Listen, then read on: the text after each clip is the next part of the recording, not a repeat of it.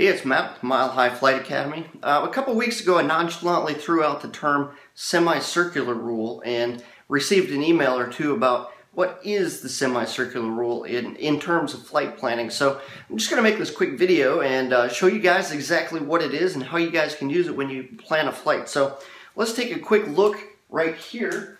Make sure you guys can see it. I'm just going to make a big circle. You guys can see that. So think of this as kind of a compass rose. So you got your north, your south, your east, and your west, right?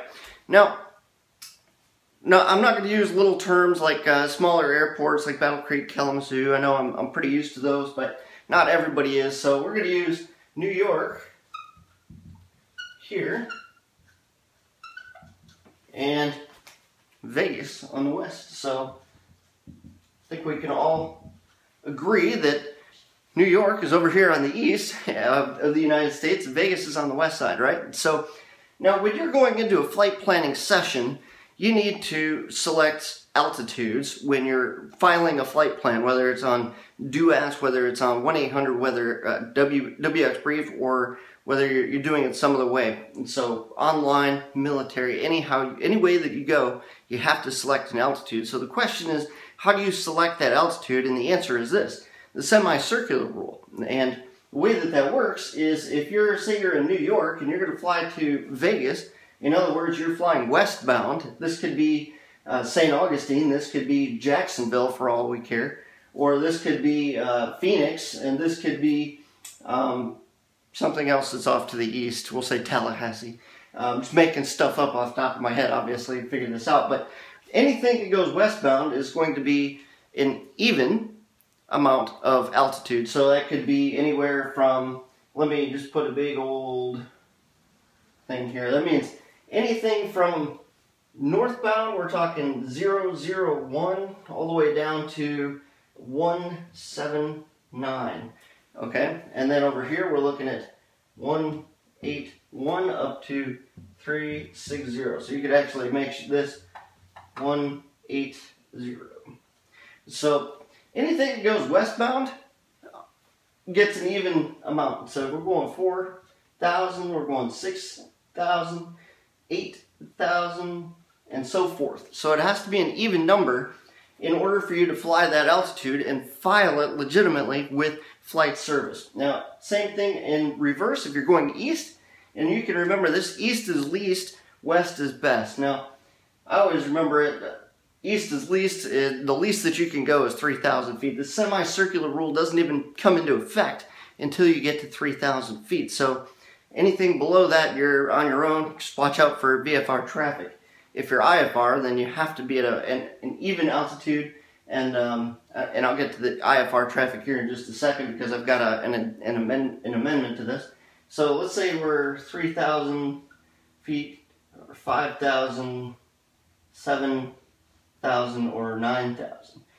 VFR traffic, you have to add 500 feet to it. So VFR, add 500. So that would mean 3,000 plus 500. Now you're looking at 3,500 feet. That's what you would file. So if you're going to fly from Las Vegas to New York, you would file an odd number times or plus 500, so 3,500. I wouldn't recommend filing that because there's a lot of really high mountains, a lot of high areas going from Vegas on over to New York, but you get the picture. So break out your VFR sectionals in a VFR situation and figure out what altitude is going to be the best, all the way up to 17,999 feet. So it might be 3,500. You might look and find out that you have to fly 13,500 feet. Keep in mind, you'd probably be looking at using oxygen requirements. I'll get into that in another video. So maybe you don't want to deal with oxygen. Not a lot of small airplanes are equipped to handle that or have that, although you can get little oxygen tanks and just put them around your nose or whatever.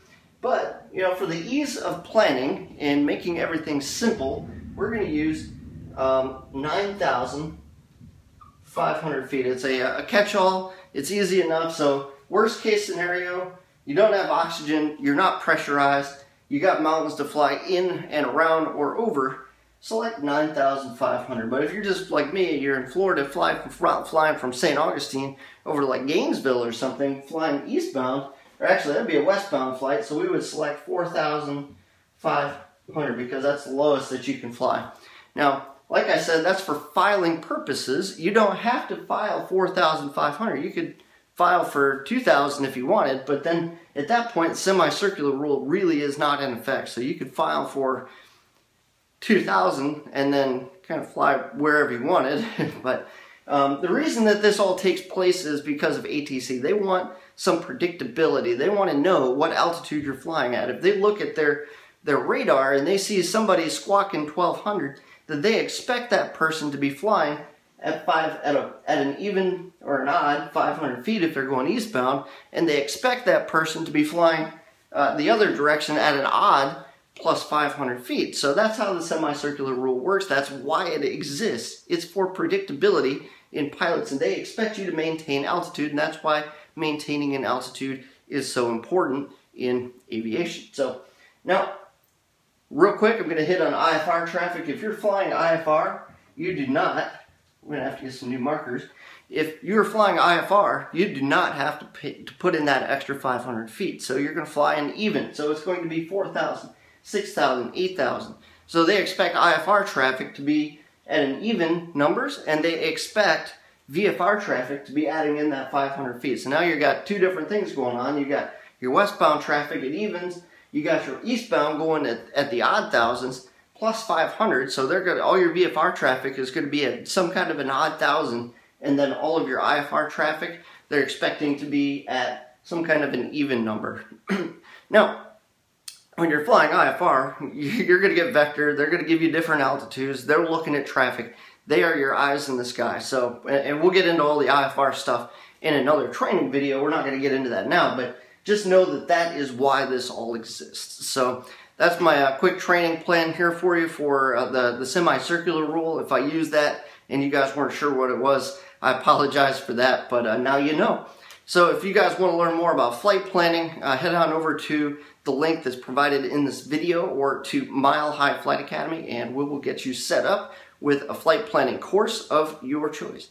All right, guys, take care. I'll talk to you soon.